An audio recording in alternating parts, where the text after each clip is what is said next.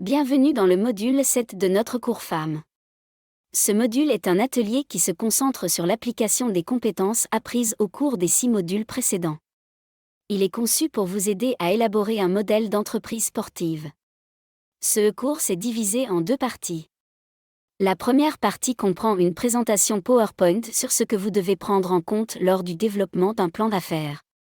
La deuxième partie du cours est un atelier au cours duquel vous devrez élaborer un plan d'affaires pour le secteur sportif, en utilisant les informations présentées précédemment. Les objectifs d'apprentissage pour le module 700. Présentation et prise de parole en public. Compétences en gestion de projet et en gestion du temps. Communication écrite et verbale. Compétences en prise de décision et en résolution de problèmes. Recherche et analyse de données. Technologie de l'information. Leadership. Mentorat. Numératie. Dans ce module, vous obtiendrez des informations précieuses sur des concepts tels que gestion des ressources humaines, structure organisationnelle, les installations disponibles dans une organisation sportive, formalités de création d'entreprise, documents administratifs, réglementation et procédures de travail, catégorie de clients, analyse du marché, analyse de la demande, analyse environnementale, analyse de la concurrence, analyse économique, réseautage, analyse financière, analyse SWOT, stratégie marketing, stratégie de promotion et analyse d'image, identification et mise en œuvre des facteurs de réussite, gestion de l'équipe et des autres ressources, stratégie pour la durabilité des services offerts. Vous serez ensuite en mesure de construire un plan d'affaires sportif basé sur les informations reçues et la structure fournie. Votre plan comprendra les chapitres suivants. Données générales. Mission, vision, valeur. Description du service, produit. Analyse SWOT. Objectifs stratégiques. Ressources humaines. Organigramme. Présentation des activités. Calendrier des activités, calendrier de mise en œuvre. Résultats attendus. Budget. Alors, commençons à construire des modèles d'entreprise. Un plan d'affaires est un document qui détaille les objectifs d'une entreprise et la manière dont elle compte les atteindre. Il n'existe pas de format unique que doit suivre un plan d'affaires, mais il existe certains éléments clés que la plupart des entreprises voudront inclure. Avoir un plan d'affaires clair, défini et bien pensé est une première étape cruciale pour établir une entreprise en vue d'un succès à long terme. Un plan d'affaires comprend les objectifs d'une entreprise, les méthodes pour atteindre ces objectifs et le calendrier pour leur réalisation. Il décrit également la nature de l'entreprise, des informations de fond sur l'organisation, les projections financières de l'organisation et les stratégies qu'elle a l'intention de mettre en œuvre pour atteindre les objectifs définis. Dans son ensemble, ce document sert de feuille de route qui donne la direction à l'entreprise.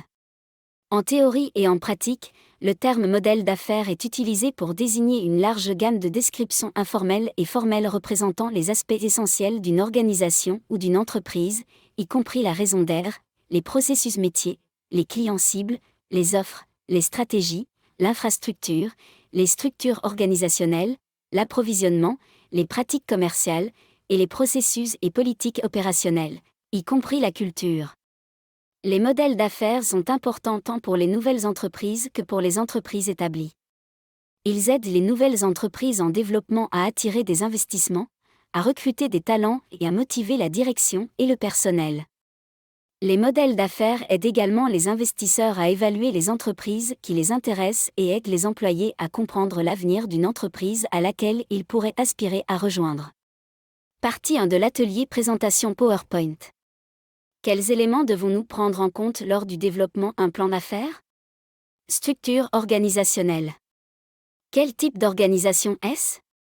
Lorsque vous développez une entreprise, vous devez commencer par réfléchir au type d'organisation qu'elle sera. Par exemple, dans le domaine du sport, nous pouvons avoir club sportif, association sportive, centre de récupération, centre de bien-être, etc. Après avoir pris cette décision, vous pouvez passer aux étapes suivantes.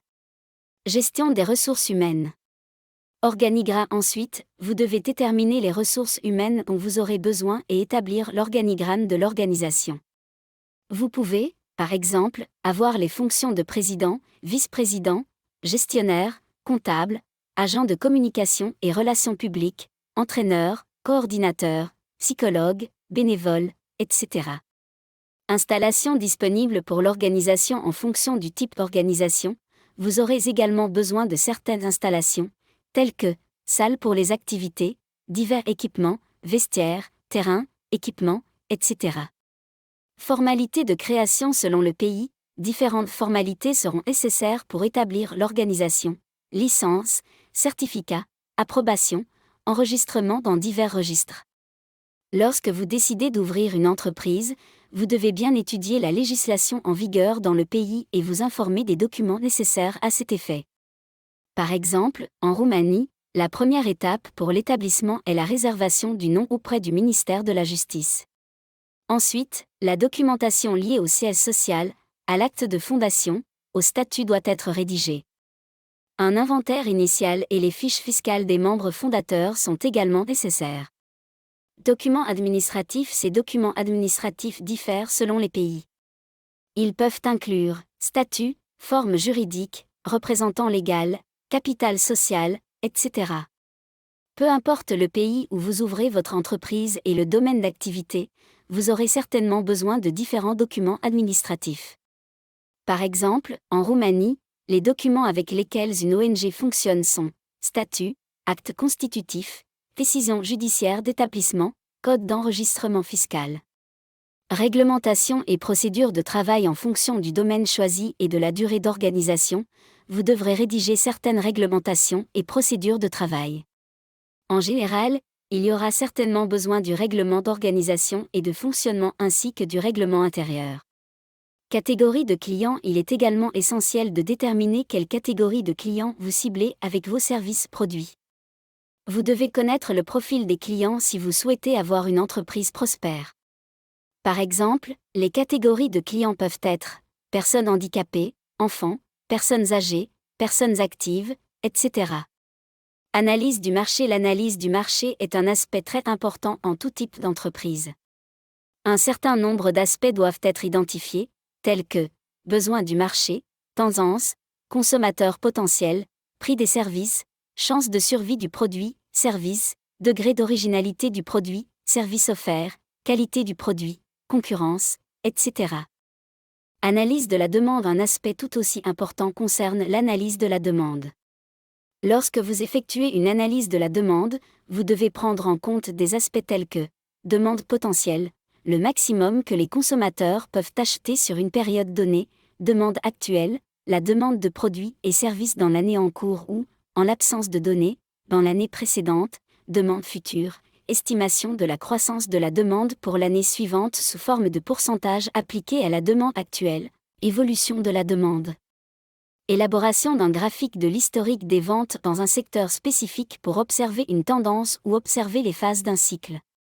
Analyse environnementale. L'analyse environnementale fait référence à des secteurs tels que facteurs économiques, culturels, sociaux, technologiques, légaux, démographiques, politiques, et plus encore. Lorsque nous parlons d'analyse environnementale, nous pensons à audit externe, facteurs politiques, économiques, socioculturels, technologiques, méthodes PEST, et audit interne, indicateurs économiques et financiers de l'entreprise, ressources disponibles, systèmes et procédures internes. Analyse de la concurrence. Pour réaliser une étude de l'environnement concurrentiel, nous avons besoin des éléments suivants: liste des entreprises concurrentes, produits des entreprises concurrentes, forces et faiblesses des entreprises concurrentes, objectifs et stratégies des entreprises concurrentes, évolution du marché. Analyse économique. Vous devrez également effectuer une analyse économique. À l'intérieur de celle-ci, vous analyserez des aspects tels que coût fixe, coût qui ne change pas avec les variations du niveau de production, coût variable, coût que l'entrepreneur supporte pour les activités directement liées au niveau actuel de production, bilan comptable, vérifie l'exactitude de l'enregistrement des comptes d'une entreprise, bilan des profits et pertes, reflète la performance de l'entreprise sur une période donnée, analyse du flux de trésorerie. Différence entre les recettes et les paiements effectués par une entreprise sur une période de temps donnée. Réseautage des informations concernant le réseautage, adhésion à des clubs, organisations, institutions, etc., peuvent être utiles à la réalisation de l'idée d'entreprise.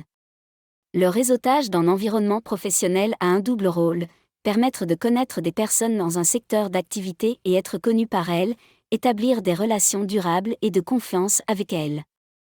Créer un réseau de connaissances pertinentes dans votre domaine ou dans des domaines connexes est essentiel lorsque vous essayez de construire votre image ou celle de l'entreprise à laquelle vous appartenez. Analyse financière. L'analyse financière, source de financement pour diriger l'entreprise. Lorsque vous souhaitez ouvrir une entreprise, vous devez penser très soigneusement aux sources de financement pour cela. Par exemple, banque d'investissement ou prêts bancaires, fonds de subvention pour les entreprises, divers investisseurs, microfinancement. Analyse SWOT. Pour augmenter les chances de succès de l'entreprise, il serait bon de réaliser une analyse SWOT. Identifier les points faibles et les menaces aidera à améliorer les services, produits offerts. Stratégie marketing. La stratégie marketing contient des informations sur l'entrée, le maintien et l'augmentation de la part de marché, la sortie du marché, avec une définition claire du produit, du prix, des moyens de promotion et de distribution, etc.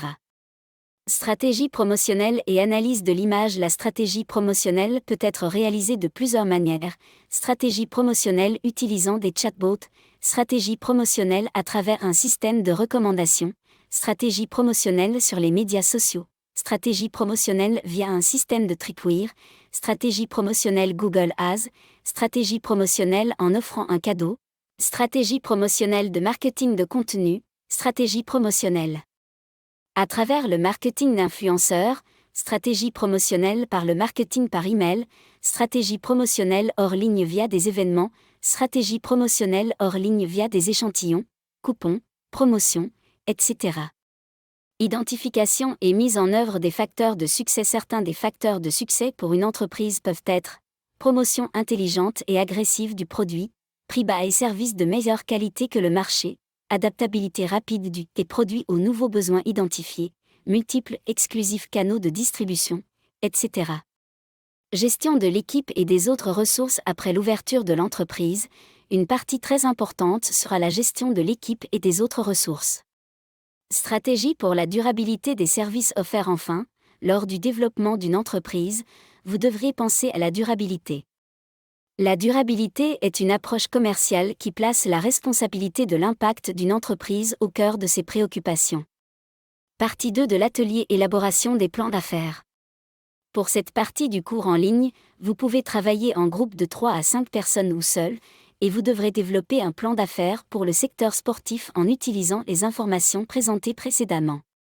Le temps pour accomplir cette tâche est de 120 à 180 minutes. En développant les plans d'affaires, vous utiliserez la structure suivante. Données générales. Cela inclut des informations telles que nom, domaine d'activité, lieu d'activité, etc. Mission, vision, valeur. Quelle est la mission de votre entreprise? Quelles sont les principales valeurs qui définissent votre entreprise? Description du service, produit.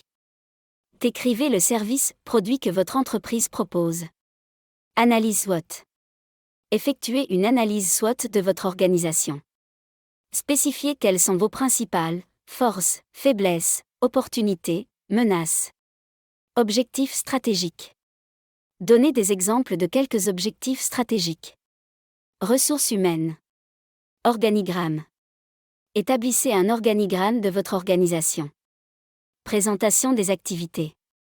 Spécifiez vos principales activités. Calendrier des activités. Essayez de créer un calendrier de mise en œuvre. Résultats attendus. Présentez brièvement les résultats attendus. Budget. D'où provient l'argent pour ouvrir votre entreprise? Quelles sont vos sources de financement? Par exemple, prêts bancaires, investisseurs, partenaires, fonds européens, etc. Enfin, après avoir rédigé votre plan d'affaires, préparez une courte présentation de 10 à 15 minutes. Imaginez que vous participez à une compétition de plan d'affaires et que vous devez présenter votre projet devant un comité. Parviendrez-vous à convaincre les membres du comité que votre plan est le meilleur?